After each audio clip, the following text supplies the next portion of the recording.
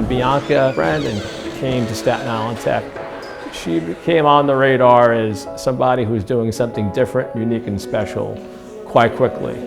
She is a phenom. So that means that the hemoglobin is, how did the charge change on the hemoglobin? The students learn science by doing it. For example, in the AP Bio class, using laboratory techniques that are used by molecular biologists. In the forensics class, using techniques that are used by actual forensic scientists. What I'll do is I'll set up a mock crime scene where they have to determine what evidence to collect, and they have to examine it and figure out what happened.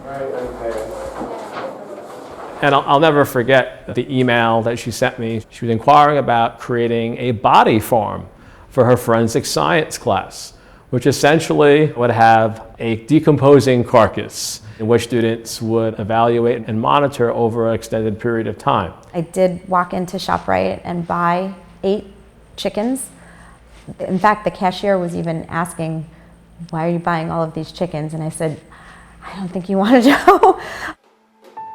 When I finished my master's thesis, I was hired by the New York City Medical Examiner's Office as a DNA analyst in the forensic biology department, and mostly worked on sexual assault cases and also on several homicide cases as well. Of course, after the attacks on the World Trade Center, obviously our lab was inundated with work identifying the remains.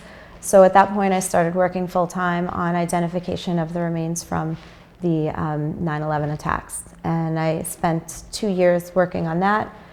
And then in 2003 was when I switched careers and became a teacher. She being part of the medical examiner's team during the recovery and identification phases of 9/11. I think that just changes the gravity of the reality of that situation for the students. I would say that really captures who Bianca is. She makes it real for students. Much more than learning taking place. They're learning a lot, but they're also being inspired.